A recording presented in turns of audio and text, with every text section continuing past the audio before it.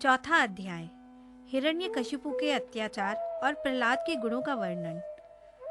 नारद जी कहते हैं, युधिष्ठिर, जब हिरण्यकशिपु ने ब्रह्मा जी से इस प्रकार के अत्यंत दुर्लभ वर मांगे, तब उन्होंने उसकी तपस्या से प्रसन्न होने के कारण उसे वे वर दे दिए। ब्रह्मा जी ने कहा, बेटा, तुम जो वर मुझसे मांग रहे हो वे जीवों के लिए बहुत ही दुर्लभ है, परंतु दुर्लभ होने पर भी मैं तुम्हें वे सब वर दिए देता हूँ। नारद जी कहते हैं, ब्रह्मा जी के वरदान कभी झूठे नहीं होते, वे समर्थ एवं भगवत रूप ही हैं। वरदान मिल जाने के बाद हिरण्यकशिपु ने उनकी पूजा की। तत्पश्चात प्रजापतियों से अपनी स्तुति सुनते हुए वे अपने लोक को चले गए। ब्रह्मा जी से वर प्राप्त करने पर हिरण्यकशिपु का शरीर सुवर्ण के समान कांतिमान एवं हृष्टपुष्ट हो गया। वह अपने भाई की मृत्यु का स्मरण करके भगवान से द्वेष करने लगा।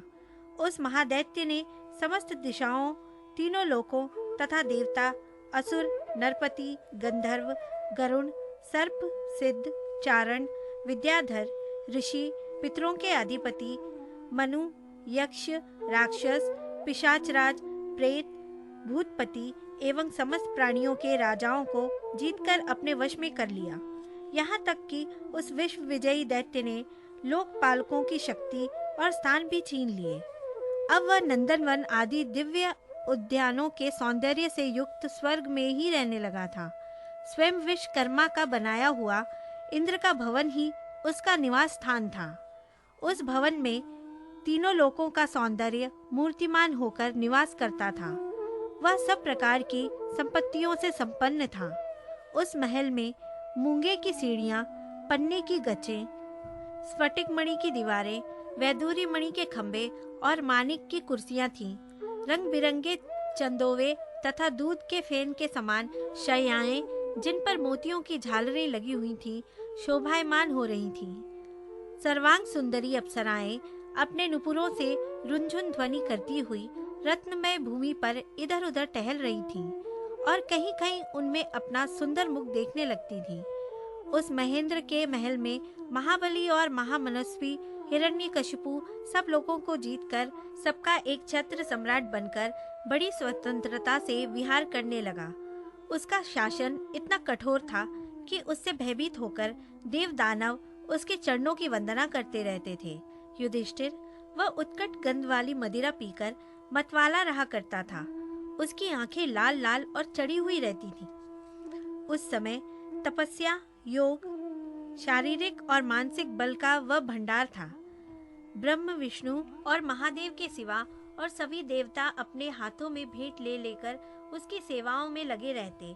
जब वह अपने पुरुषार्थ से इंद्रासन पर बैठ गया, तब युधिष्ठिर, विश्वावसु, तुम्बुरु तथा हम सभी लोग उसके सामने गान करते थे। गंधर्व, सिद्ध, ऋषिगण, विद्याधर और अप्सराएं बार बार उसकी स्तुति करती थीं। युधिष्ठिर, वह इतना तेजस्वी था कि वर्णाश्रम धर्म का पालन करने वाले पुरुष जो बड़ी बड़ी दक्षिणा वाले यज्ञ करते, उनके यज्ञों की आहुति वह स्वयं छीन लेता।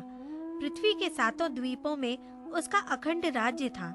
सभी जगह बिना ही जोते बोए धरती से अन्न पैदा होता था। वह जो कुछ चाहता अंतरिक्ष से उसे मिल जाता तथा आकाश उसे भांति भांति के आश्चर्यजनक वस्तुएं दिखा दिखाकर उसका मनोरंजन करता था। इसी प्रकार खारे पानी, सुरा, घृत, इक्षुरस, दधि, दुग्ध और मीठे पानी के समुद्र भी अपनी पत्नी नदियों के साथ तरंगों के द्वारा उसके पास रत्न राशि पहुंचाया करते थे।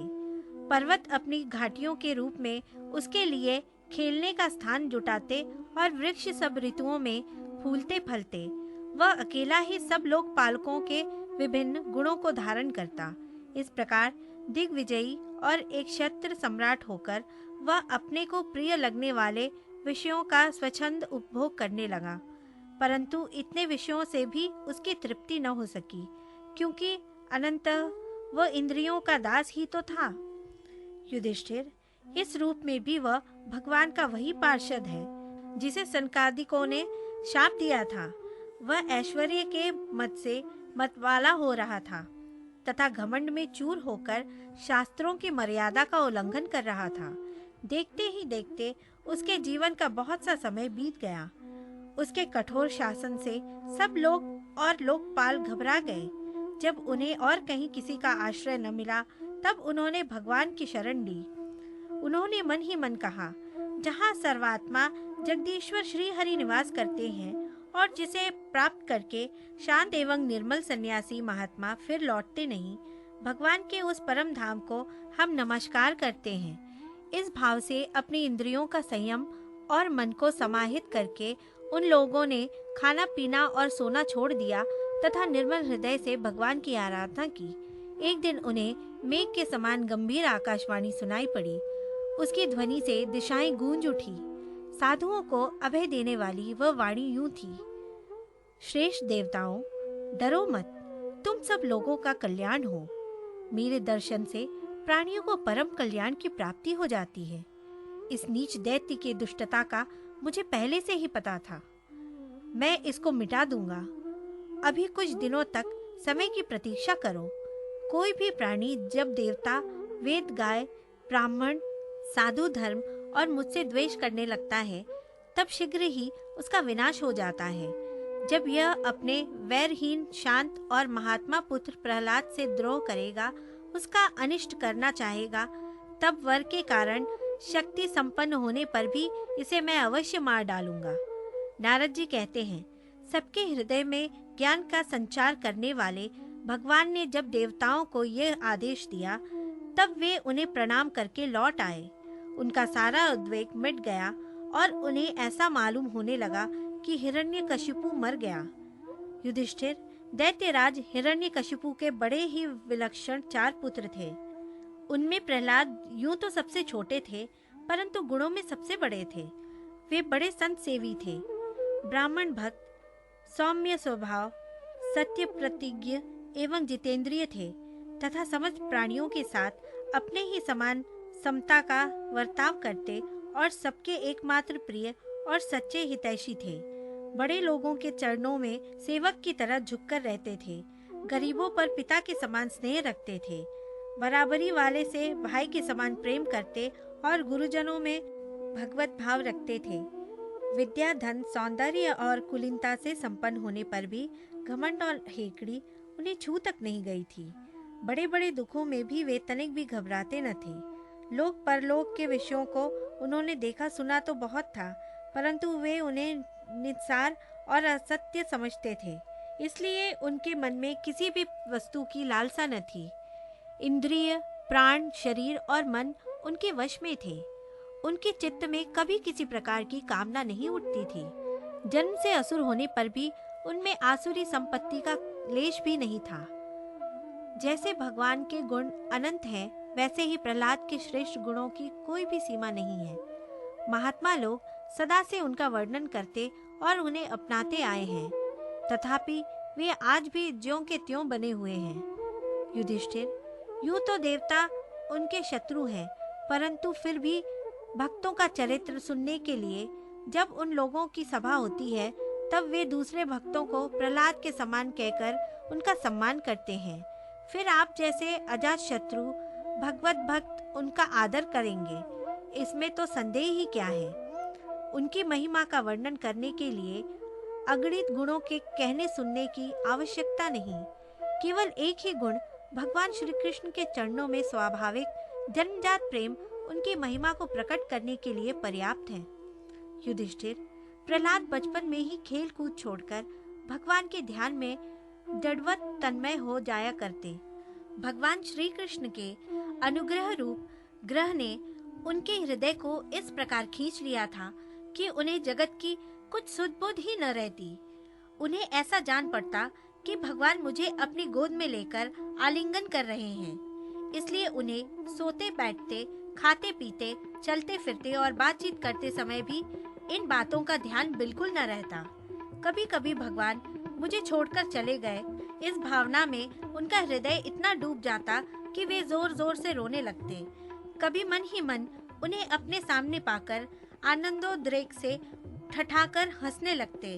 कभी उनके ध्यान के मधुर आनंद का अनुभव करके जोर से गाने लगते। वे कभी उत्सुक हो बेसुरा चिल्ला पड़ते।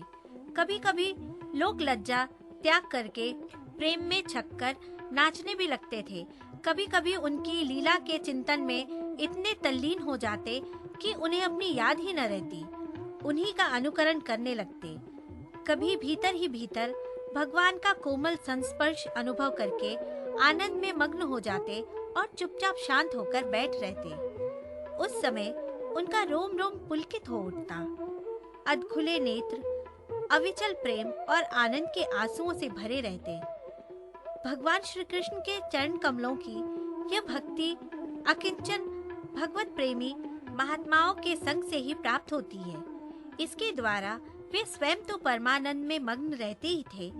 जिन बेचारों का मन कुसंग के कारण अत्यंत दीनहीन हो रहा था, उन्हें भी बार बार शांति प्रदान करते थे। युधिष्ठिर, प्रहलाद भगवान के परम प्रेमी भक्त, परम भाग्यवान और ऊंची कोटि के महात्मा थे। हिरण्यकशिपु ऐसे साधु पुत्र को भी अपराधी बतलाकर उनका अनिष्ट करने की चेष्टा करने लगा। युधिष्ठिर ने पूछा, नारद जी, आपका व्रत अखंड है। अब हम आपसे यह जानना चाहते हैं कि हिरण्यकशिपु ने पिता होकर भी ऐसे शुद्ध हृदय महात्मा पुत्र से द्रोह क्यों किया? पिता तो स्वभाव से ही अपने पुत्रों से प्रेम करते हैं। यदि पुत्र कोई उल्टा काम करता है तो वे उसे शिक्षा देने के लिए ही डांटते हैं। शत्रुओं की तरह वैद विरोध तो नहीं करते। फिर प्रहलाद जी जैसे अनुकूल, शुद्ध हृदय एवं गुरुजनों में भगवत भाव करने वाले पुत्रों से भला कोई द्वेष कर ही कैसे सकता है?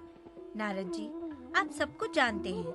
हमें यह जानकर बड़ा कौतूहल हो रहा है कि पिता द्वेष के कारण पुत्र को मार डालना चाहा। आप कृपा करके मेरा ये कुतूहल शांत कीजिए। पेज नंबर 391 से पेज नंबर 404 तक। इसलिए उनके मन में किसी भी वस्तु की लालसा न थी। इंद्रिय, प्राण, शरीर और मन उनके वश में था। उनके चित्त में कभी किसी प्रकार की कामना नहीं उठती थी। जन्म से असुर होने पर भी उनमें असुरी संपत्ति का लेश भी नहीं था। जैसे भगवान के गुण अनंत हैं, वैसे ही प्रहलाद के श्रेष्ठ गुणों की भी कोई सीमा नहीं है। महात्मा लोग सदा से उनका वर्णन करते और उन्हें अपनाते आए हैं, तथापि ये आज भी ज्यों के त्यों बने हुए हैं। युधिष्ठिर, यों तो देवता उनके शत्रु हैं, परंतु फिर भी भक्तों का चरित्र सुनने के लिए जब उन लोगों की सभा होती है, तब वे दूसरे भक्तों को प्रहलाद के समान कहकर उनका सम्मान करते हैं। फिर आप जैसे अज्ञात शत्रु भगवत भक्त उनका आदर करेंगे, इसमें तो संदेह ही क्या है। उनकी महिमा का वर्णन करने के लिए अनगणित गुणों के कहने सुनने की आवश्यकता नहीं है। केवल एक ही गुण भगवान श्री कृष्ण के चरणों में स्वाभाविक जन्मजात प्रेम उनकी महिमा को प्रकट करने के लिए पर्याप्त है। युधिष्ठिर, प्रहलाद बचपन में ही खेल कूद छोड़कर भगवान के ध्यान में जड़वत तन्मय हो जाया करते थे। भगवान श्री कृष्ण के अनुग्रह रूप ग्रह ने उनके हृदय को इस प्रकार खींच लिया था कि उन्हें जगत की कुछ सुध बुद्ध ही ना रहती थी। उन्हें ऐसा जान पड़ता कि भगवान मुझे अपनी गोद में लेकर आलिंगन कर रहे हैं। इसलिए उन्हें सोते, बैठते, खाते पीते, चलते फिरते और बातचीत करते समय भी उन बातों का ध्यान बिल्कुल न रहता। कभी कभी भगवान मुझे छोड़कर चले गए, इस भावना में उनका हृदय इतना डूब जाता कि वे जोर जोर से रोने लगते। कभी मन ही मन उन्हें अपने सामने पाकर आनंदोद्रेक से ठठाकर हंसने लगते। कभी उनके ध्यान के मधुर आनंद का अनुभव करके जोर से गाने लगते। वे कभी उत्सुक हो बेसुरा चिल्ला पड़ते। कभी कभी लोक लज्जा का त्याग करके प्रेम में छककर नाचने भी लगते। कभी कभी उनकी लीला के चिंतन में इतने तल्लीन हो जाते कि उन्हें अपनी याद ही ना रहती, उन्हीं का अनुकरण करने लगते। कभी कभी भीतर ही भीतर भगवान का कोमल संस्पर्श अनुभव करके आनंद में मग्न हो जाते और चुपचाप शांत होकर बैठ रहते। उस समय उनका रोम रोम पुलकित हो उठता और खुले नेत्र अविचल प्रेम और आनंद के आंसुओं से भरे रहते। भगवान श्री कृष्ण के चरण कमलों की ये भक्ति अकिंचन भगवत प्रेमी महात्माओं के संगत से ही प्राप्त होती है। इसके द्वारा वे स्वयं तो परमानंद में मग्न रहते ही थे। जिन बेचारों का मन कुसंग के कारण अत्यंत दीनहीन हो रहा था, उन्हें भी बार बार शांति प्रदान करते थे। युधिष्ठिर प्रहलाद भगवान के परम प्रेमी भक्त, परम भाग्यवान और ऊंची कोटि के महात्मा थे। हिरण्यकश्यपु ऐसे साधु पुत्र को भी अपराधी बतलाकर उनका अनिष्ट करने की चेष्टा करने लगा। युधिष्ठिर ने पूछा, नारद जी, आपका व्रत अखंड है। अब हम आपसे ये जानना चाहते हैं कि हिरण्यकश्यपु ने पिता होकर भी ऐसे सुहृदय महात्मा पुत्र से द्रोह क्यों किया।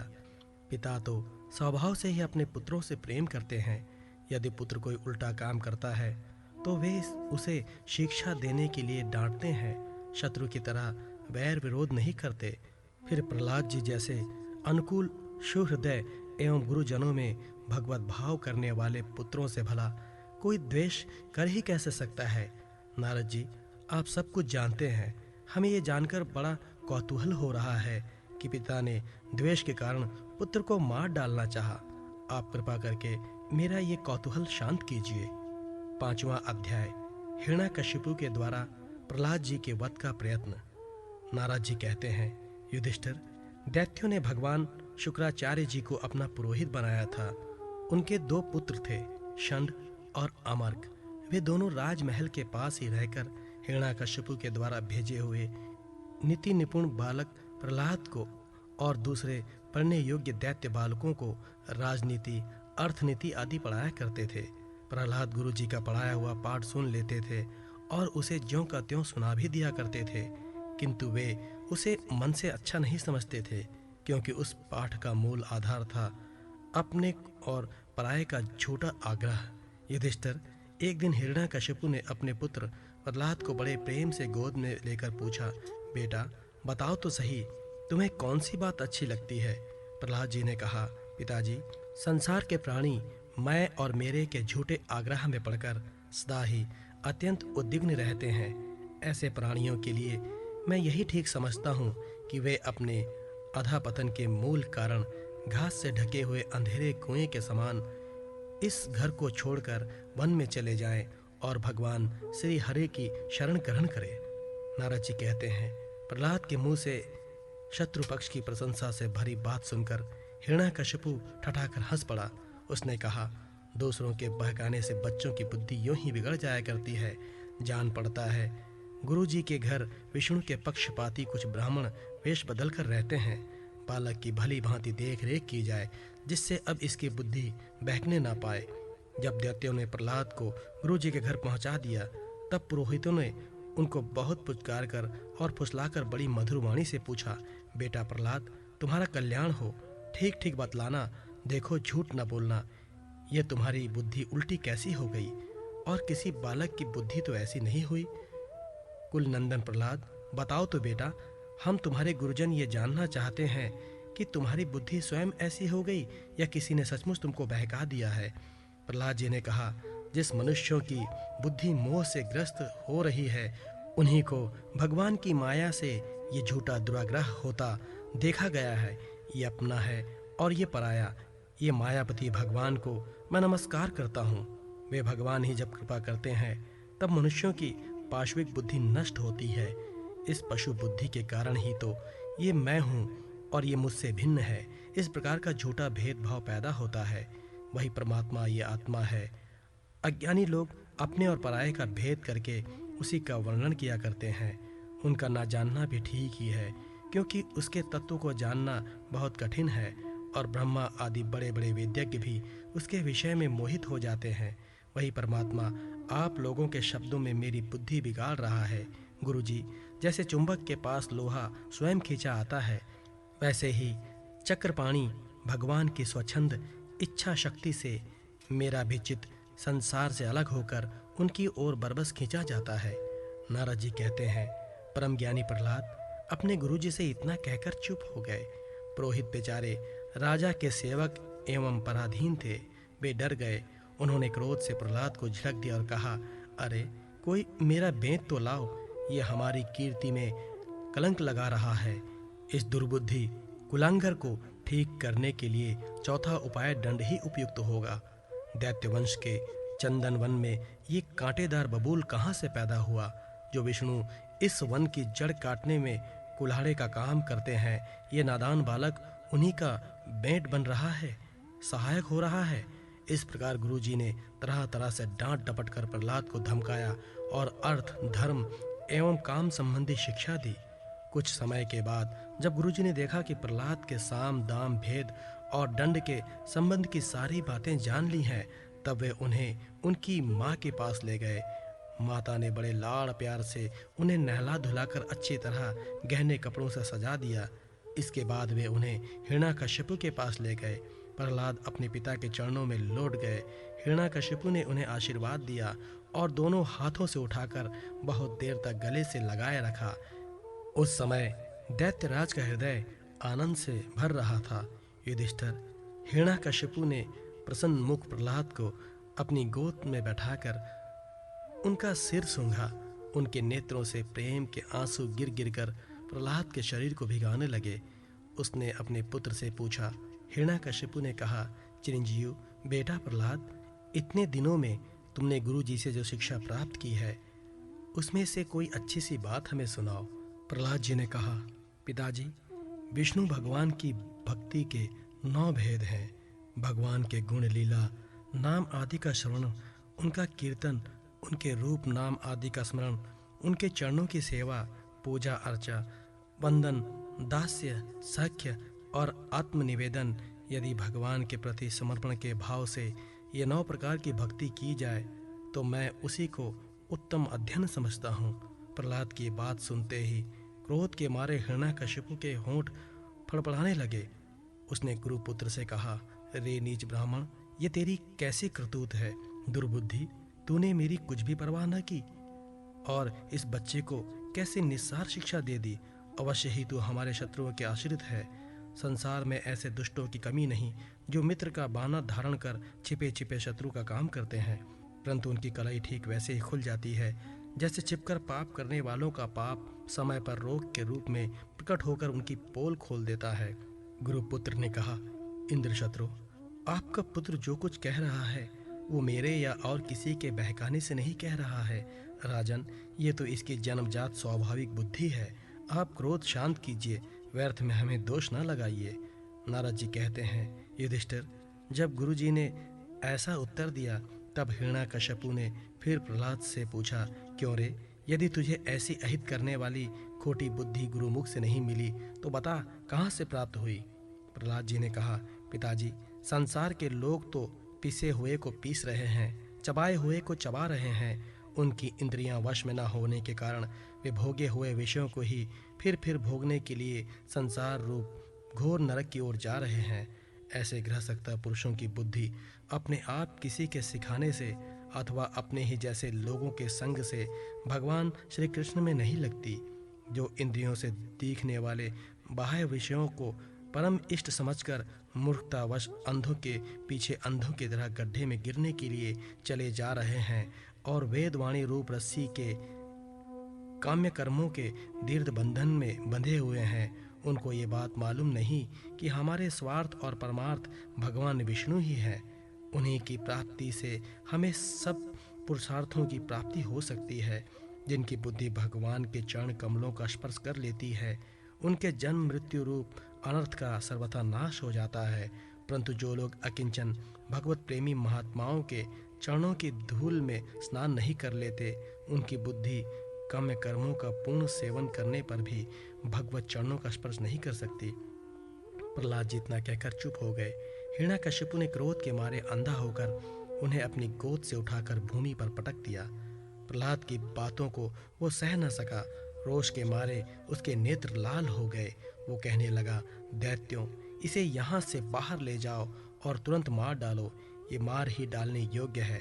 देखो तो सही, जिसने इसके चाचा को मार डाला अपने सुहृद स्वजनों को छोड़कर ये नीच दास के समान उसी विष्णु के चरणों की पूजा करता है। हो ना हो इसके रूप में मेरे भाई को मारने वाला विष्णु ही आ गया है। अब ये विश्वास की योग्य नहीं है। 5 वर्ष की अवस्था में ही जिसने अपने माता पिता के दुस्तज वात्सल स्नेह को भुला दिया, वो कृतघ्न भला विष्णु का ही क्या हित करेगा। कोई दूसरा भी यदि औसत के समान भलाई करे तो वो एक प्रकार से पुत्र ही है, पर यदि अपना पुत्र भी अहित करने लगे तो रोगों के समान वो शत्रु है। अपने शरीर के किसी अंग से सारे शरीर को हानि होती है तो उसको काट डालना चाहिए, क्योंकि उसे काट देने से शेष शरीर सुख से जी सकता है। ये स्वजन का बाना पहनकर मेरा कोई शत्रु ही आया है। जैसे योगी की भोग लोलुप इंद्रियां उसका अनिष्ट करती हैं, वैसे ही ये मेरा अहित करने वाला है। इसलिए खाने, सोने, बैठने आदि समय किसी भी उपाय से इसे मार डालो। जब हिरण्यकशिपु ने दैत्यों को इस प्रकार आज्ञा दी, तब तीखी दाढ़, विकराल वदन, लाल लाल दाढ़ी मूछ एवं केशों वाले दैत्य हाथों में त्रिशूल लेकर मारो काटो इस प्रकार बड़े जोर से चिल्लाने लगे। प्रहलाद चुपचाप बैठे हुए थे और दैत्य उनके सभी मर्म स्थानों में शूल से घाव कर रहे थे। उस समय प्रहलाद जी का चित्त उन परमात्मा में लगा हुआ था जो मन वाणी के अगोचर, सर्वात्मा, समस्त शक्तियों के आधार एवं परब्रह्म है। इसलिए उनके सारे प्रहार ठीक वैसे ही निष्फल हो गए जैसे भाग्यहीनों के बड़े बड़े उद्योग धंधे व्यर्थ होते हैं। युधिष्ठिर, जब शूलों की मार से प्रहलाद के शरीर पर कोई असर न हुआ, तब हिरण्यकशिपु को बड़ी शंका हुई। अब वो प्रहलाद को मार डालने के लिए बड़े बड़े हठ से भांति भांति के उपाय करने लगा। उसने उन्हें बड़े बड़े मत वाले हाथियों से कुचलवाया, विषधर सांपों से डसवाया, पुरोहितों से कृत्य राक्षसी उत्पन्न कराई, पहाड़ की चोटी से नीचे डलवा दिया, शंभासुर से अनेकों प्रकार की माया का प्रयोग करवाया, अंधेरी कोठरियों में बंद करा दिया, विष पिलाया और खाना बंद कर दिया, बर्फीली जगह, दहकती हुई आग और समुद्र में बारी बारी से डलवाया, आंधी में छोड़ दिया तथा पर्वतों के नीचे दबा दिया। परंतु इनमें से किसी भी उपाय से वो अपने पुत्र निष्पाप प्रहलाद का बाल विवाह का न कर सका। अपनी विवशता देखकर हिरण्यकशिपु को बड़ी चिंता हुई। उसे प्रहलाद को मारने के लिए और कोई उपाय नहीं सूझ पड़ा। वो सोचने लगा, इसे मैंने बहुत कुछ बुरा भला कहा, मार डालने के बहुत से उपाय किए, परंतु ये मेरे द्रोह और दुर्व्यवहारों से बिना किसी की सहायता से अपने प्रभाव से ही बचता गया। वो बालक होने पर भी समझदार है और मेरे पास ही निशंक भाव से रहता है। हो ना हो इसमें कुछ सामर्थ्य अवश्य है। जैसे सुनाशेप अपने पिता की करतूतों से उसका विरोधी हो गया था, वैसे ही ये भी मेरे किए उपकारों को ना भूलेगा। ना तो ये किसी से डरता है और ना इसकी मृत्यु ही होती है। इसकी शक्ति की था नहीं है, अवश्य ही इसके विरोध से मेरी मृत्यु होगी। संभव है ना भी हो। इस प्रकार सोच विचार करते करते उसका चेहरा कुछ उतर गया। शुक्राचार्य, पुत्र षंड और अमर्क ने जब देखा कि हिरण्यकशिपु तो मुंह लटकाकर बैठा हुआ है, तब उन्होंने एकांत में जाकर उससे ये बात कही, स्वामी, आपने अकेले ही तीनों लोकों पर विजय प्राप्त कर ली। आपके भौहें टेढ़ी करने पर ही सारे लोकपाल कांप उठते हैं। हमारे देखने में तो आपके लिए चिंता की कोई बात नहीं है। भला बच्चों के खिलवाड़ में भी भलाई बुराई सोचने की कोई बात है? जब तक हमारे पिता शुक्राचार्य जी नहीं आ जाते, तब तक ये डरकर कहीं भाग न जाए, इसलिए इसे वरुण के पाशों से बांध रखिए। प्रायः ऐसा होता है कि अवस्था की वृद्धि के साथ साथ और गुरुजनों की सेवा से बुद्धि सुधर जाया करती है।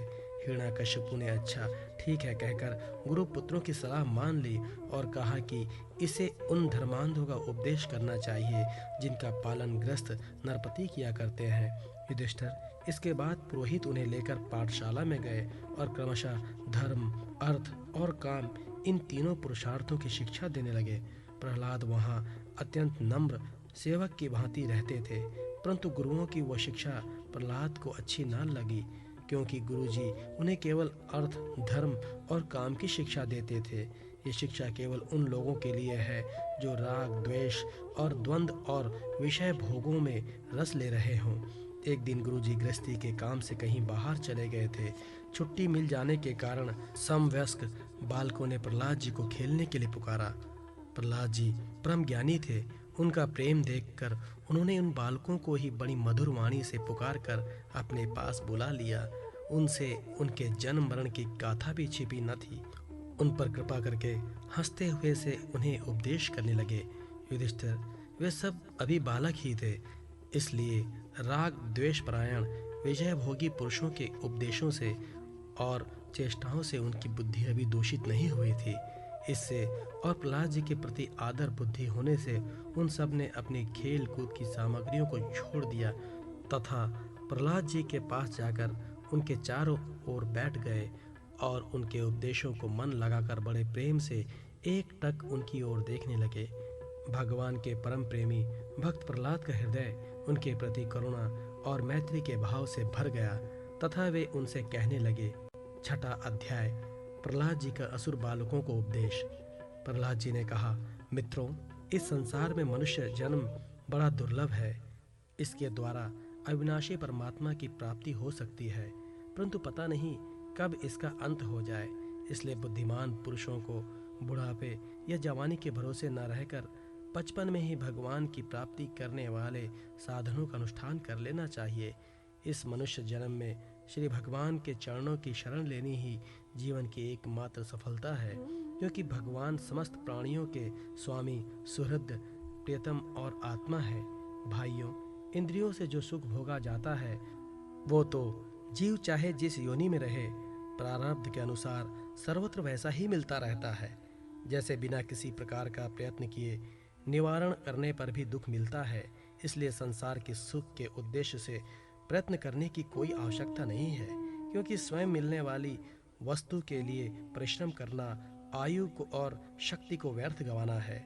जो इनमें उलझ जाते हैं उन्हें भगवान के परम कल्याण स्वरूप चरण कमलों की प्राप्ति नहीं होती।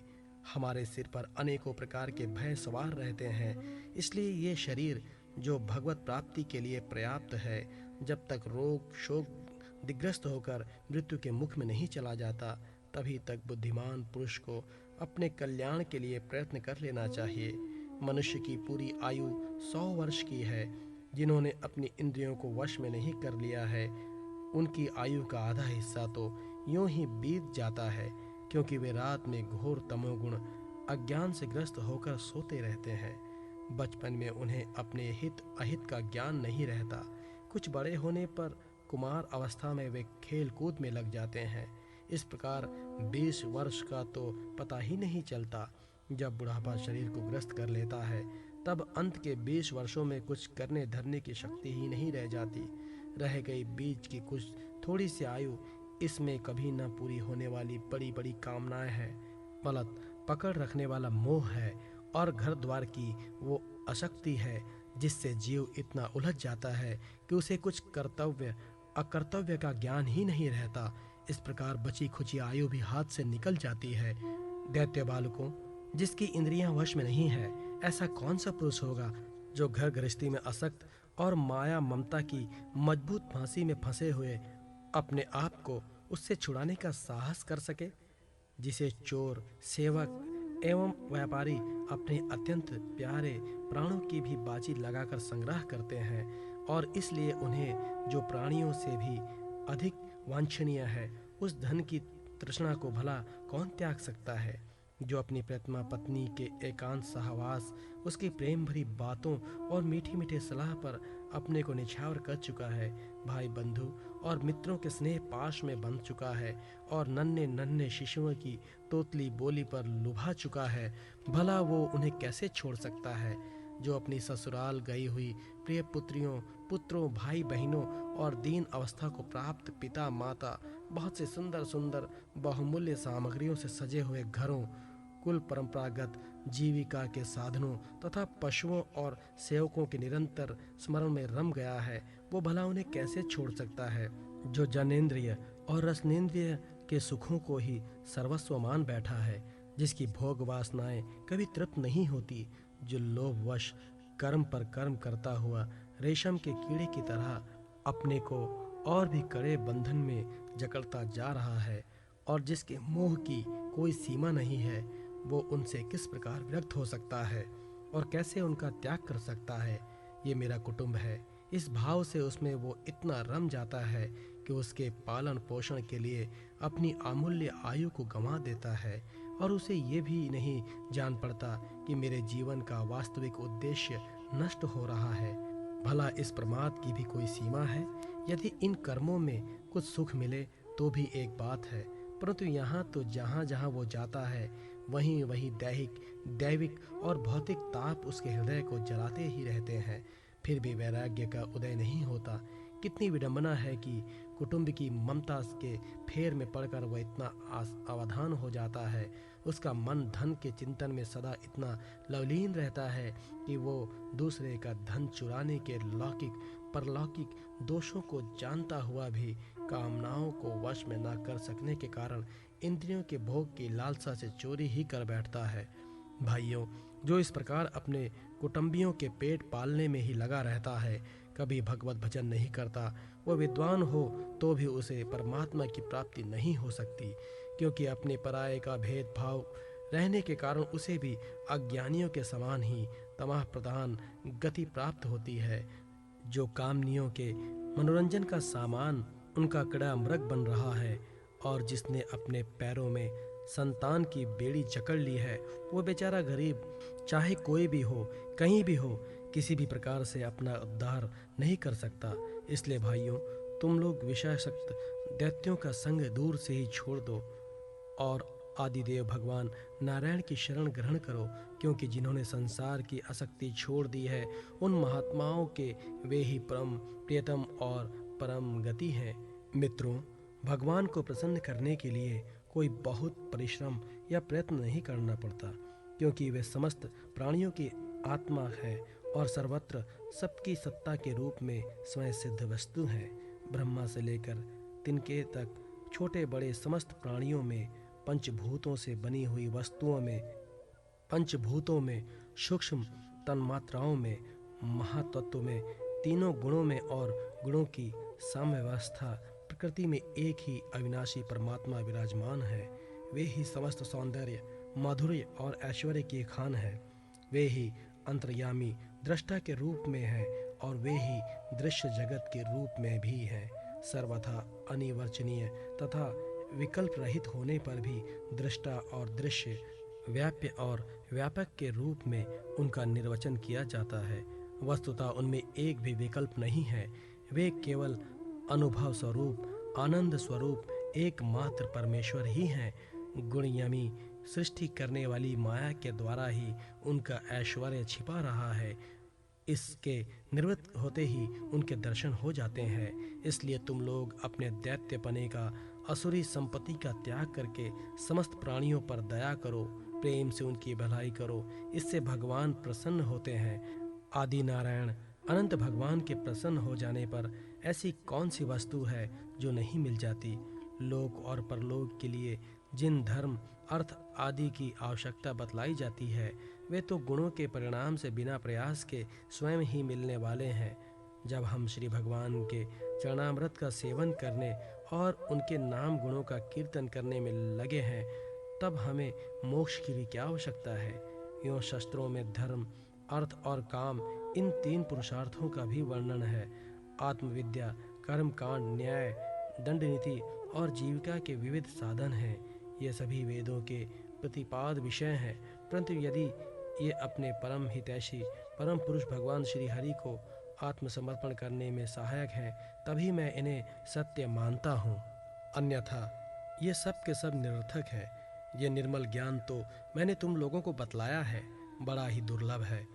इसके पहले नर नारायण ने नारद जी को उपदेश किया था और ये ज्ञान उन सब लोगों को प्राप्त हो सकता है जिन्होंने भगवान के अनन्य प्रेमी एवं अकिंचन भक्तों के चरण कमलों की धूलि से अपने शरीर को नहला लिया है। ये विज्ञान सहित ज्ञान विशुद्ध भगवत धर्म है। इसे मैंने भगवान का दर्शन करने वाले देवर्षि नारद जी के मुँह से ही पहले पहल सुना था। प्रहलाद जी के सहपाठियों ने पूछा, प्रहलाद जी, इन दोनों गुरु पुत्रों को छोड़कर और किसी गुरु को तो न तुम जानते हो न हम। ये ही हम सब बालकों के शासक हैं। तुम एक तो अभी छोटी अवस्था के हो और दूसरे जन्म से ही महल में अपनी माँ के पास रहे हो। तुम्हारा महात्मा नारद जी से मिलना कुछ असंगत सा जान पड़ता है। प्रियवर, यदि इस विषय में विश्वास दिलाने वाली कोई बात हो तो तुम उसे कहकर हमारी शंका मिटा दो। 7वां अध्याय, प्रहलाद जी द्वारा माता के गर्भ में प्राप्त हुए नारद जी के उपदेश का वर्णन। नारद जी कहते हैं, युधिष्ठिर, जब दैत्य बालकों ने इस प्रकार प्रश्न किया, तब भगवान के परम प्रेमी भक्त प्रहलाद जी को मेरी बात का स्मरण हो आया। कुछ मुस्कुराते हुए उन्होंने उनसे कहा। प्रहलाद जी ने कहा, जब हमारे पिताजी तपस्या करने के लिए मंदराचल पर चले गए थे, तब इंद्र आदि देवताओं ने दानवों से युद्ध करके बहुत बड़ा उद्योग किया। वे इस प्रकार कहने लगे कि जैसे चींटियां सांपों को चाट जाती हैं, वैसे ही लोगों को सताने वाले पापी हिरण्यकशिपु को उसका पाप ही खा गया। जब दैत्य सेनापतियों को देवताओं की भारी तैयारी का पता चला, तब उनका साहस जाता रहा। वे उनका सामना नहीं कर सके। मार खाकर स्त्री पुत्र मित्र गुरुजन महल पशु और साज सामान की कुछ भी चिंता न करके वे अपने प्राण बचाने के लिए बड़ी जल्दी में सब के सब इधर उधर भाग गए। अपनी जीत चाहने वाले देवताओं ने राजमहल में लूट खसोट मचा दी। यहाँ तक कि इंद्र ने राजरानी मेरी माता कायाधु को भी बंदी बना लिया। मेरी माँ भय से घबराकर कुररी पक्षी की भांति रो रही थी और इंद्र उसे बलात् किए जा रहे थे। देववश देवर्षि नारद उधर आ निकले और उन्होंने मार्ग में मेरी माँ को देख लिया। उन्होंने कहा, देवराज, ये निरपराध है, इसे ले जाना उचित नहीं। महाभाग, इस सती साध्वी पर नारी का तिरस्कार मत करो, इसे छोड़ दो, तुरंत छोड़ दो। इंद्र ने कहा, इसके पेट में देवद्रोही हिरण्यकशिपु का अत्यंत प्रभावशाली वीर्य है। परसव पर्यंत ये मेरे पास रहे, बालक हो जाने पर उसे मारकर मैं इसे छोड़ दूंगा। नारद जी ने कहा, इसके गर्भ में भगवान का साक्षात परम प्रेमी भक्त और सेवक अत्यंत बली और निष्पाप महात्मा है। तुम में उसको मारने की शक्ति नहीं है। देवऋषि नारद की ये बात सुनकर उसका सम्मान करते हुए इंद्र ने मेरी माता को छोड़ दिया और फिर इसके गर्भ में भगवत भक्त है, इस भाव से उन्होंने मेरी माता की प्रदक्षिणा की तथा अपने लोक में चले गए। उसके बाद देवर्षि नारद जी मेरी माता को अपने आश्रम पर लिवा गए और उसे समझा बुझा कर कहा कि बेटी, जब तक तुम्हारा पति तपस्या करके लौटे तब तक तुम यहीं रहो। जो आज्ञा कहकर वो निर्भयता से देवर्षि नारद के आश्रम पर ही रहने लगी और तब तक रही जब तक मेरे पिता घोर तपस्या से लौट कर नहीं आए। मेरी गर्भवती माता मुझ गर्भस्थ शिशु की मंगल कामना से और इच्छित समय पर संतान उत्पन्न करने की कामना से बड़े प्रेम तथा भक्ति के साथ नारद जी की सेवा शुश्रूषा करती थी। देवर्षि नारद जी बड़े दयालु और सर्वसमर्थ थे। उन्होंने मेरी माँ को भगवत धर्म का रहस्य और विशुद्ध ज्ञान दोनों का उपदेश किया। उपदेश करते समय उनकी दृष्टि मुझ पर भी थी। बहुत समय बीत जाने के कारण और स्त्री होने के कारण भी मेरी माता को तो अब उस ज्ञान की स्मृति नहीं रही, परंतु देव ऋषि की विशेष कृपा होने के कारण मुझे उसकी विस्मृति नहीं हुई। यदि तुम लोग मेरी इस बात पर श्रद्धा करो तो तुम्हें भी वो ज्ञान हो सकता है, क्योंकि श्रद्धा से स्त्री और बालकों की बुद्धि भी मेरे ही समान शुद्ध हो सकती है। जैसे ईश्वर मूर्ति काल की प्रेरणा से वृक्षों के फल लगते हैं, ठहरते बढ़ते पकते क्षीण होते हैं और नष्ट हो जाते हैं, वैसे ही जन्म, अस्तित्व की अनुभूति, वृद्धि, परिणाम, क्षय और विनाश, ये 6 भाव विकार शरीर में ही देखे जाते हैं। आत्मा से इनका कोई संबंध नहीं है। आत्मा नित्य, अविनाशी, शुद्ध, एक, क्षेत्रज्ञ, आश्रय, निर्विकार, स्वयं प्रकाश, सबका कारण, व्यापक, असंग तथा आवरण रहित है। ये 12 आत्मा के उत्कृष्ट लक्षण हैं। इनके द्वारा आत्म तत्व को जानने वाले पुरुषों को चाहिए कि शरीर आदि में अज्ञान के कारण जो मैं और मेरे का झूठा भाव हो रहा है उसे छोड़ दे। जिस प्रकार स्वर्ण की खानों में पत्थर में मिले हुए स्वर्ण को उसके निकालने की विधि जानने वाले स्वर्णकार उन विधियों से उसे प्राप्त कर लेता है, वैसे ही आध्यात्म तत्वों को जानने वाला पुरुष आत्म प्राप्ति के लिए उपयोगों द्वारा अपने शरीर रूप क्षेत्र में ही ब्रह्म पद का साक्षात्कार कर लेता है। आचार्यों ने मूल प्रकृति, महातत्व, अहंकार और पंच तन्मात्राएं, इन 8 तत्वों को प्रकृति बतलाया है। इनके 3 गुण हैं, सत्व, रज और तम, तथा उनके विकार हैं 16, 10 इंद्रियां, 1 मन और 5 महाभूत। इन सब में एक पुरुष तत्व अनुगत है। इन सब का समुदाय ही देह है। ये 2 प्रकार का है, सथावर और जंगम। इसमें अंतःकरण, इंद्रिय आदि अनात्म वस्तुओं का ये आत्मा नहीं है। इस प्रकार बात करते हुए आत्मा को ढूंढना चाहिए। आत्मा सब में अनुगत है, परंतु है वो सबसे पृथक। इस प्रकार शुद्ध बुद्धि से धीरे धीरे संसार की उत्पत्ति, स्थिति और उसके प्रलय पर विचार करना चाहिए। उतावली नहीं करनी चाहिए। जागृत, स्वप्न और सुषुप्त ये तीनों बुद्धियां वृत्तियां हैं। इन वृत्तियों का जिसके द्वारा अनुभव होता है वही सबसे अतीत, सबका साक्षी परमात्मा है। जैसे गंध से उसके आश्रय वायु का ज्ञान होता है, वैसे ही बुद्धि की इन कर्मजन्य एवं बदलने वाली तीनों अवस्थाओं के द्वारा इनके साक्षी स्वरूप अनुगत आत्मा को जाने। गुणों और कर्मों के कारण होने वाला जन्म मृत्यु का ये चक्र आत्मा को शरीर और प्रकृति से पृथक न करने के कारण ही है। ये अज्ञान मूलक एवं मिथ्या है, फिर भी स्वप्न के समान जीव को इसकी प्राप्ति हो रही है। इसलिए तुम लोगों को सबसे पहले इन गुणों के अनुसार होने वाले कर्मों का बीज ही नष्ट कर देना चाहिए। इससे बुद्धि वृत्तियों का प्रवाह निवृत्त हो जाता है। इसको दूसरे शब्दों में योग या परमात्मा से मिलन कहते हैं। यूँ तो इन त्रिगुणात्मक कर्मों की जड़ उखाड़ फेंकने के लिए अथवा बुद्धि वृत्तियों का प्रवाह बंद कर देने के लिए सहस्त्रों साधन है, परंतु जिस उपाय से और जैसे सर्वशक्तिमान भगवान में स्वाभाविक निष्काम प्रेम हो जाए वही उपाय सर्वश्रेष्ठ है। ये बात स्वयं भगवान ने कही है। गुरु की प्रेम पूर्वक सेवा, अपने को जो कुछ मिले वो सब प्रेम से भगवान को समर्पित कर देना, भगवत प्रेमी महात्माओं का सत्संग, भगवान की आराधना, उनकी कथा वार्ता में श्रद्धा, उनके गुण और लीलाओं का कीर्तन, उनके चरण कमलों का ध्यान और उनके मंदिर मूर्ति आदि का दर्शन पूजन आदि साधनों से भगवान में स्वाभाविक प्रेम हो जाता है। सर्वशक्तिमान भगवान श्री हरि समस्त प्राणियों में विराजमान है। ऐसी भावना से यथाशक्ति सभी प्राणियों की इच्छा पूर्ण करें और हृदय से उनका सम्मान करें।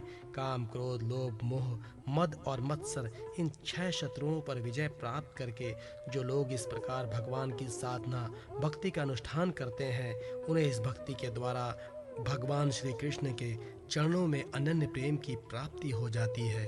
जब भगवान के लीला शरीर से किए हुए अद्भुत पराक्रम, उनके अनुपम गुण और चरित्रों को श्रवण करके अत्यंत आनंद के उद्रेक से मनुष्य का रोम रोम खिल उठता है, आंसुओं के मारे कंठ गदगद हो जाता है और वो संकोच छोड़कर जोर जोर से गाने, चिल्लाने और नाचने लगता है।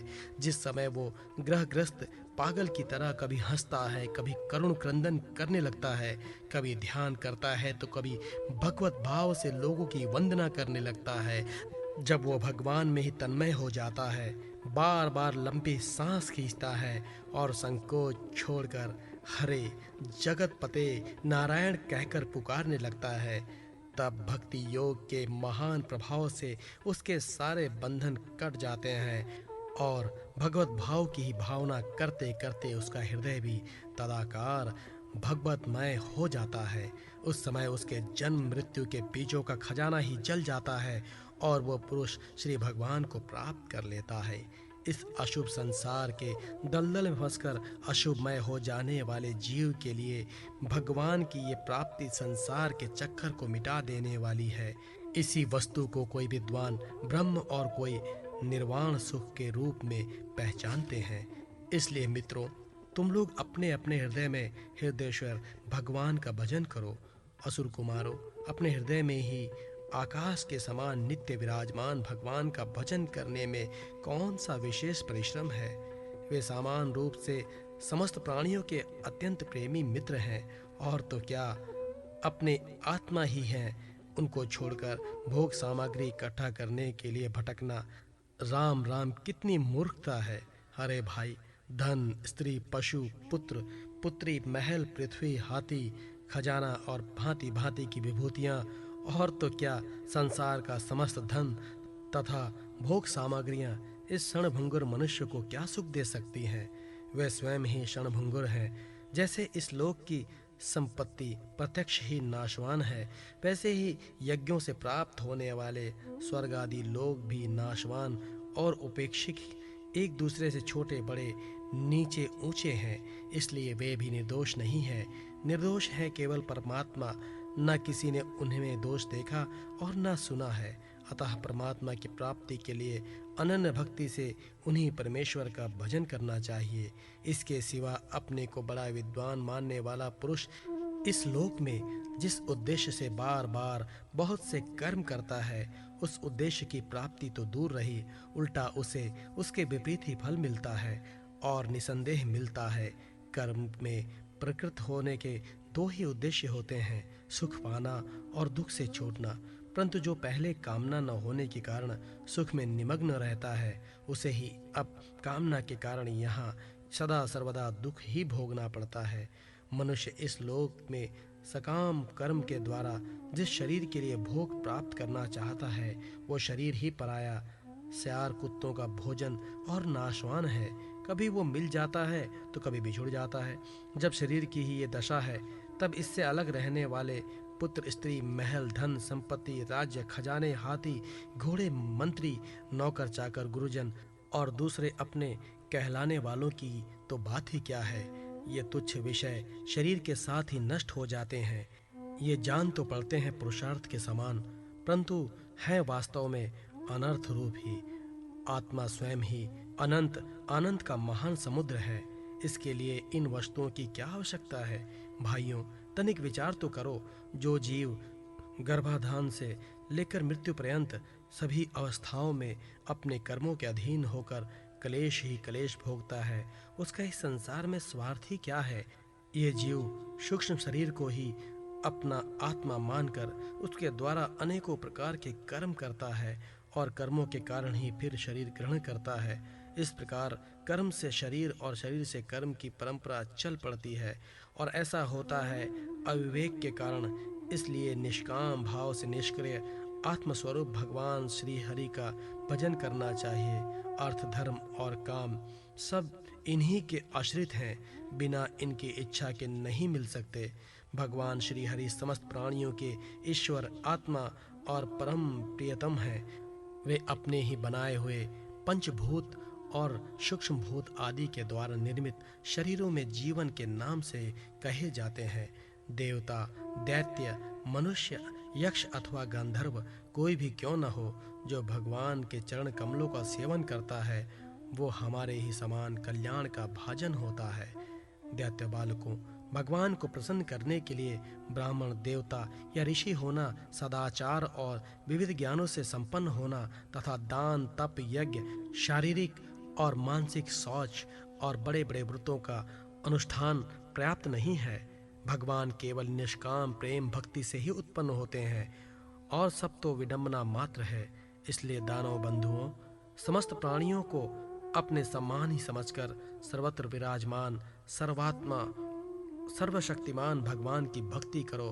भगवान की भक्ति के प्रभाव से दैत्य, यक्ष, राक्षस, स्त्रियां, शूद्र, गोपालक, अहीर, पक्षी, मृग और बहुत से पापी जीव भी भगवत भाव को प्राप्त हो गए हैं। इस संसार में या मनुष्य शरीर में जीव का सबसे बड़ा स्वार्थ अर्थात एकमात्र परमार्थ इतना ही है कि वो भगवान श्री कृष्ण की अनन्य भक्ति प्राप्त करे। इस भक्ति का स्वरूप ही सर्वदा सर्वत्र सब वस्तुओं में भगवान का दर्शन। 8वां अध्याय। नरसिंह भगवान का प्रादुर्भाव, हिरण्याकशिपु का वध एवं ब्रह्मादि देवताओं द्वारा भगवान की स्तुति। नारद जी कहते हैं, प्रहलाद जी का प्रवचन सुनकर दैत्य बालकों ने उसी समय से निर्दोष होने के कारण उनकी बात पकड़ ली। गुरुजी की दूषित शिक्षा की ओर उन्होंने ध्यान ही न दिया। जब गुरुजी ने देखा कि उन सभी विद्यार्थियों की बुद्धि एकमात्र भगवान में स्थिर हो रही है, तब वे बहुत घबराए और तुरंत हिरण्याकशिपु के पास जाकर निवेदन किया। अपने पुत्र प्रहलाद की इस असहाय और अप्रिय अनीति को सुनकर क्रोध के मारे उसका शरीर थर थर कांपने लगा। अंत में उसने ये निश्चय किया कि प्रहलाद को अब अपने ही हाथ से मार डालना चाहिए। मन और इंद्रियों को वश में रखने वाले प्रहलाद जी बड़ी नम्रता से हाथ जोड़कर चुपचाप हिरण्याकशिपु के सामने खड़े थे और तिरस्कार के सर्वथा अयोग्य थे। परंतु हिरण्याकशिपु स्वभाव से ही क्रूर था। वो पैर की चोट खाए हुए सांप की तरह फुफकारने लगा। उसने उनकी ओर पाप भरी टेढ़ी नजर से देखा और कठोर वाणी से डांटते हुए कहा, मूर्ख, तू बड़ा उदंड हो गया है। स्वयं तो नीच है ही, अब हमारे कुल के और बालकों को भी फोड़ना चाहता है। तूने बड़ी ढिठाई से मेरी आज्ञा का उल्लंघन किया है। आज ही तुझे यमराज के घर भेजकर इसका फल चखाता हूँ। मैं तनिक सा क्रोध करता हूँ तो तीनों लोक और उनके लोकपाल कांप उठते हैं। फिर मूर्ख, तूने किसके बलबूते पर डर की तरह मेरी आज्ञा के विरुद्ध काम किया है? प्रहलाद जी ने कहा, दैत्यराज, ब्रह्मा से लेकर तिनके तक सब छोटे बड़े चर अचर जीवों को भगवान ने ही अपने वश में कर रखा है। न केवल मेरे और आपके बल्कि संसार के समस्त बलवानों के बल भी केवल वही हैं।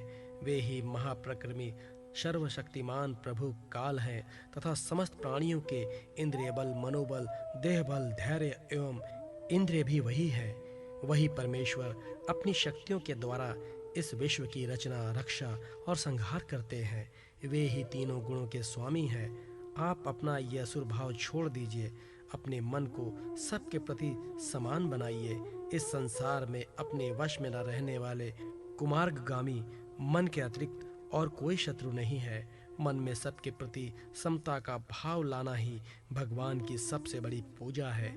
जो लोग अपना सर्वस्व लुटाने वाले इन 6 इंद्रिय रूपी डाकुओं पर तो पहले विजय नहीं प्राप्त करते और ऐसा मानने लगते हैं कि हमने 10 दिशाएं जीत ली हैं, वे मूर्ख हैं। हाँ, जिस ज्ञानी एवं जितेंद्रिय महात्मा ने समस्त प्राणियों के प्रति समता भाव प्राप्त कर लिया, उसके अज्ञान से पैदा होने वाले काम क्रोध आदि शत्रु भी मर मिट जाते हैं। फिर बाहर के शत्रु तो रहे ही कैसे? हिरण्यकशिपु ने कहा, रे मंद बुद्धि, तेरे बहकने के भी अब हद हो गई है।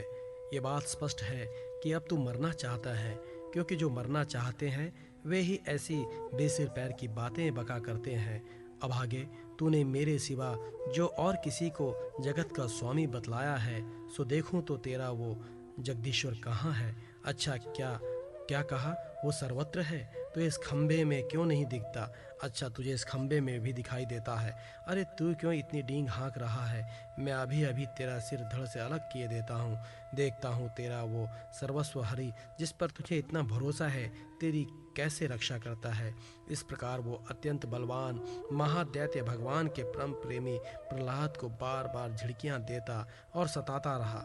जब क्रोध के मारे वो अपने को रोक न सका, तब हाथ में खड्ग लेकर सिंहासन से कूद पड़ा और बड़े जोर से उस खंबे को एक घूंसा मारा। उसी समय उस खंबे में एक बड़ा भयंकर शब्द हुआ। ऐसे जान पड़ा मानो ये ब्रह्मांड ही फट गया हो। वो ध्वनि जिस लोकपालों के लोक में पहुंची, तब उसे सुनकर ब्रह्मादि को ऐसा ज्ञान पड़ा मानो उनके लोकों का प्रलय हो रहा हो। हिरण्यकशिपु प्रहलाद को मार डालने के लिए बड़े जोर से झपटा था, परंतु दैत्य सेनापतियों को भी भय से कपा देने वाले उस अद्भुत और अपूर्व घोर शब्द को सुनकर वो घबराया हुआ सा दिखने लगा कि यह शब्द करने वाला कौन है, परंतु उसे सभा के भीतर कुछ भी दिखाई न पड़ा। उसी समय अपने सेवक प्रहलाद और ब्रह्मा की वाणी सत्य करने और समस्त पदार्थों में अपनी व्यापकता दिखाने के लिए सभा के भीतर उसी खंबे में बड़ा ही विचित्र रूप धारण करके भगवान प्रकट हुए। वो रूप ना तो पूरा सिंह का था और ना ही मनुष्य का ही। जिस समय हिरण्यकशिपु शब्द करने वाले की इधर उधर खोज कर रहा था, उसी समय खंबे के भीतर से निकलते हुए उस अद्भुत प्राणी को उसने देखा। वो सोचने लगा, ओहो, ये ना तो मनुष्य है और ना पशु, फिर ये नरसिंह के रूप में कौन सा अलौकिक जीव है। जिस समय हिरण्यकशिपु इस उधेड़ बुन में लगा हुआ था, उसी समय उसके बिल्कुल सामने ही नरसिंह भगवान खड़े हो गए। उनका वह रूप अत्यधिक भयावना था। तपाए हुए सोने के समान पीली पीली भयानक आंखें थी। जमाई लेने से गर्दन के बाल इधर उधर लहरा रहे थे। दाढ़ें बड़ी बड़ी विकराल थी। तलवार की तरह लपलापाती हुई छुरे की धार के समान तीखी जीभ थी। टेढ़ी भौहें से उनका मुख और भी दारुण हो रहा था। कान निश्चल एवं ऊपर की ओर उठे हुए थे। फूली हुई नासिका और खुला हुआ मुंह पहाड़ की गुफा के समान अद्भुत जान पड़ता था। फटे हुए जबड़ों से उसकी भयंकरता बहुत बढ़ गई थी। विशाल शरीर स्वर्ग का स्पर्श कर रहा था। गर्दन कुछ नाटी और मोटी थी, छाती चौड़ी और कमर बहुत पतली थी। चंद्रमा की किरणों के समान सफेद रोएं सारे शरीर पर चमक रहे थे। चारों ओर सैकड़ों भुजाएं फैली हुई थी, जिनके बड़े बड़े नख आयुध का काम देते थे। उनके पास फटकने का साहस किसी को न होता था। चक्र आदि अपने निज आयुध तथा वज्र आदि अन्य श्रेष्ठ शस्त्रों के द्वारा उन्होंने सारे दैत्य दानवों को भगा दिया। हिरण्यकशिपु सोचने लगा, हो ना हो महामायावी विष्णु ने ही मुझे मार डालने के लिए ये ढंग रचा है, परंतु इसकी इन चालों से हो ही क्या सकता है। इस प्रकार कहा और सिंहनाद करता हुआ दैत्यराज हिरण्यकशिपु हाथ में गदा लेकर नरसिंह भगवान पर टूट पड़ा। परंतु जैसे पतिंगा आग में गिरकर अदृश्य हो जाता है, वैसे ही वो दैत्य भगवान के तेज के भीतर जाकर लापता हो गया। समस्त शक्ति और तेज के आश्रय भगवान के संबंध में ऐसी घटना कोई आश्चर्यजनक नहीं है, क्योंकि सृष्टि के प्रारंभ में उन्होंने अपने तेज से प्रलय के निमित्त भूत तमोगुण रूपी घोर अंधकार को भी पी लिया था। तदंतर वह दैत्य बड़े क्रोध से लपका और अपनी गदा को बड़े जोर जोर से घुमाकर उसने नरसिंह भगवान पर प्रहार किया। प्रहार करते समय ही जैसे गरुड़ सांप को पकड़ लेता है, वैसे ही भगवान ने गदा सहित उस दैत्य को पकड़ लिया। वे जब उसके साथ खिलवाड़ करने लगे, तब वो दैत्य उनके हाथ से वैसे ही निकल गया जैसे क्रीड़ा करते हुए गरुड़ के चंगुल से सांप छूट जाए। युधिष्ठिर उस समय सब के सब लोकपाल बादलों में छिपकर उस युद्ध को देख रहे थे। उनका स्वर्ग तो हिरण्यकशिपु ने पहले ही छीन लिया था। जब उन्होंने देखा कि भगवान के हाथ से छूट गया, तब वे और भी डर गए। हिरण्यकशिपु ने भी यही समझा कि नरसिंह ने मेरे बलवीर से डरकर ही मुझे अपने हाथ से छोड़ दिया है। इस विचार से उसकी थकान जाती रही और वह युद्ध के लिए ढाल तलवार लेकर फिर उनकी ओर दौड़ पड़ा। उस समय वो बाज की तरह बड़े वेग से ऊपर नीचे उछल कूद कर इस प्रकार ढाल तलवार से पैतरे बदलने लगा, जिससे उस पर आक्रमण करने का अवसर ही न मिले। तब भगवान ने बड़े ऊंचे स्वर से प्रचंड और भयंकर अट्टहास किया, जिससे हिरण्यकशिपु की आंखें बंद हो गई। फिर बड़े वेग से झपटकर भगवान ने उसे वैसे ही पकड़ लिया जैसे सांप चूहों को पकड़ लेता है। जैसे हिरण्यकशिपु के चमड़े पर वज्र की चोट से भी खरोंच नहीं आई थी, वही अब उनके पंजे से निकलने के लिए जोर जोर से छटपटा रहा था। भगवान ने सभा के दरवाजे पर ले जाकर उसे अपनी जांघों पर गिरा लिया और खेल खेल में अपने नखों से उसे उसी प्रकार फाड़ डाला जैसे गरुड़ महाविषधर सांप को चीर डालते हैं। उस समय उनकी क्रोध से भारी विकराल आंखों की ओर देखा नहीं जाता था। वे अपनी लपलपाती हुई जीभ से फैले हुए मुंह के दोनों कोने चाट रहे थे। खून के छींटों से उनका मुंह और गर्दन के बाल लाल हो रहे थे। हाथों को मारकर गले में आंतों की माला पहने हुए मृगराज के समान उनकी शोभा हो रही थी। उन्होंने अपने तीखे नखों से हिरण्यकशिपु का कलेजा फाड़कर उसे जमीन पर पटक दिया। उस समय हजारों दैत्य दानव हाथों में शस्त्र लेकर भगवान पर प्रहार करने के लिए आए, पर भगवान ने अपनी भुजा रूपी सेना से लातों से और नख रूपी शस्त्रों से चारों ओर उदेड़ खदेड़ कर उन्हें भगा डाला। युधिष्ठिर उस समय भगवान नरसिंह के गर्दन के बालों की फटकार से बादल तितर बितर होने लगे। उनके नेत्रों की ज्वाला से सूर्य आदि ग्रहों का तेज फीका पड़ गया। उनके श्वास के धक्के से समुद्र क्षुब्ध हो गए। उनके सिंहनाद से भयभीत होकर दिग्गज चिंगारने लगे। उनके गर्दन के बालों से टकराकर देवताओं के विमान अस्त व्यस्त हो गए। स्वर्ग डगमगा गया। उनके पैरों की धंप से भूकंप आ गया। वेग से पर्वत उड़ने लगे और उनके तेज की चकाचौंध से आकाश तथा दिशाओं का दिखना बंद हो गया। इस समय नरसिंह भगवान का सामना करने वाला कोई दिखाई न पड़ता था। फिर भी उनका क्रोध अभी बढ़ता ही जा रहा था। वे हिरण्यकशिपु की राज्य सभा में ऊंचे सिंहासन पर जाकर विराज गए। उस समय उनके अत्यंत तेजपूर्ण और क्रोध भरे भयंकर चेहरे को देखकर किसी का भी साहस नहीं हुआ कि उनके पास जाकर उनकी सेवा करे। युधिष्ठिर, जब स्वर्ग की देवियों को ये शुभ समाचार मिला कि तीनों लोकों के सिर की पीड़ा का मूर्तिमान स्वरूप हिरण्यकशिपु युद्ध में भगवान के हाथों मार डाला गया, तब आनंद के उल्लास से उनके चेहरे खिल उठे। वे बार बार भगवान पर पुष्पों की वर्षा करने लगी। आकाश में विमानों से आए हुए भगवान के दर्शनार्थी देवताओं की भीड़ लग गई। देवताओं के ढोल और नगाड़े बजने लगे, गंधर्व राज गाने लगे, अप्सराएं नाचने लगी। तात इसी समय ब्रह्मा, इंद्र, शंकर आदि देवता, ऋषि, पितर, सिद्ध, विद्याधर, महानाग, मनु, प्रजापति, गंधर्व, अप्सराएं, चारण, यक्ष, किम पुरुष, वेताल, सिद्ध, किन्नर और सुंद, कुमुद आदि भगवान के सभी पार्षद उनके पास आए। उन लोगों ने सिर पर अंजलि बांधकर सिंहासन पर विराजमान अत्यंत तेजस्वी नरसिंह भगवान की थोड़ी दूर से अलग अलग स्तुति की। ब्रह्मा जी ने कहा, प्रभु आप अनंत हैं, आपकी शक्ति का कोई पार नहीं पा सकता। आपका पराक्रम विचित्र और कर्म पवित्र है। यद्यपि गुणों के द्वारा आप लीला से ही संपूर्ण विश्व की उत्पत्ति, पालन और प्रलय यथोचित ढंग से करते हैं, फिर भी आप उनसे कोई संबंध नहीं रखते, स्वयं निर्विकार रहते हैं। मैं आपको नमस्कार करता हूँ। श्री रुद्र ने कहा, आपके क्रोध करने का समय तो कल्प के अंत में होता है। यदि इस तुच्छ दैत्य को मारने के लिए ही आपने क्रोध किया है तो वो भी मारा जा चुका। उसका पुत्र आपकी शरण में आया है। भक्त वत्सल प्रभु, आप अपने इस भक्त की रक्षा कीजिए। इंद्र ने कहा, पुरुषोत्तम आपने हमारी रक्षा की। आपने हमारे जो यज्ञ भाग लौटाए हैं वे वास्तव में आपके ही हैं। दैत्यों के आतंक से संकुचित हमारे हृदय को आपने प्रफुल्लित कर दिया, वो भी आपका ही निवास स्थान है। ये जो स्वर्गादिक राज्य हम लोगों को पुनः प्राप्त हुआ है, ये सब काल का ग्रास है। जो आपके सेवक हैं उनके लिए ये है ही क्या स्वामिन। जिन्हें आपकी सेवा की चाह है वे मुक्ति का भी आदर नहीं करते, फिर अन्य भोगों की तो उन्हें आवश्यकता ही क्या है। ऋषियों ने कहा, पुरुषोत्तम आपने तपस्या के द्वारा ही अपने में लीन हुए जगत की फिर से रचना की थी और कृपा करके उसी आत्म तेज स्वरूप श्रेष्ठ तपस्या का उपदेश आपने हमारे लिए भी किया था।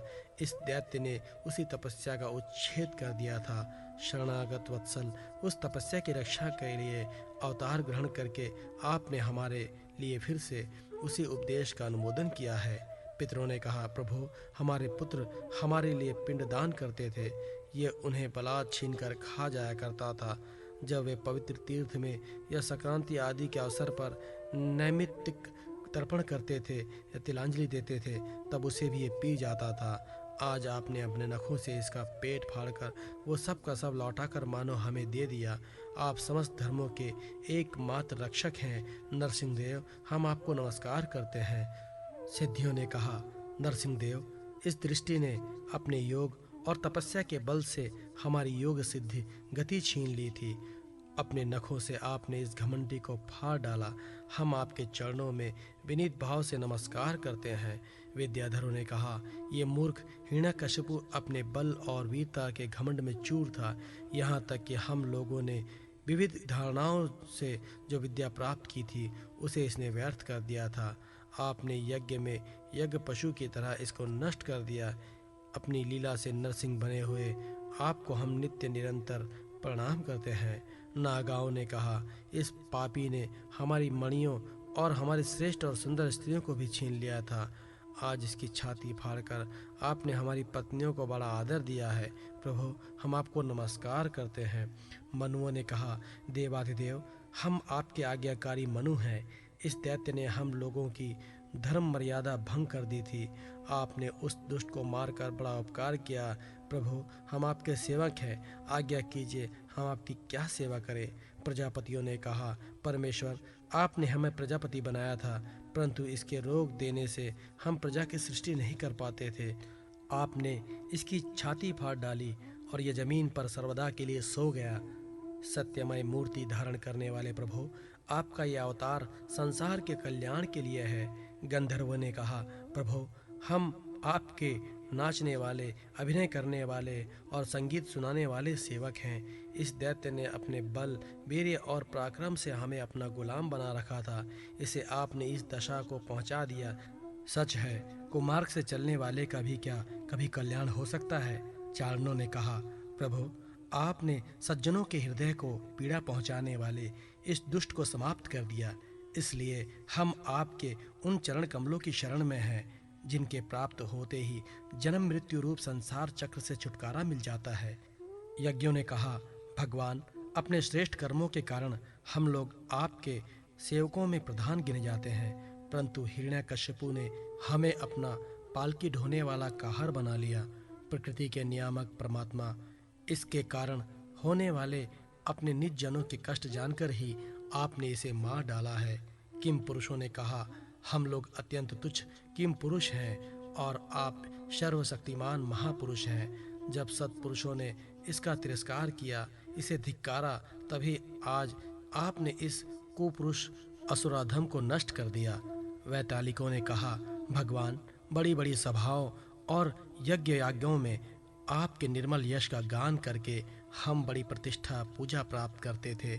इस दुष्ट ने हमारी वो आजीविका भी नष्ट कर दी थी। बड़े सौभाग्य की बात है कि महारोग के समान इस दुष्ट को आपने जड़मूल से उखाड़ दिया।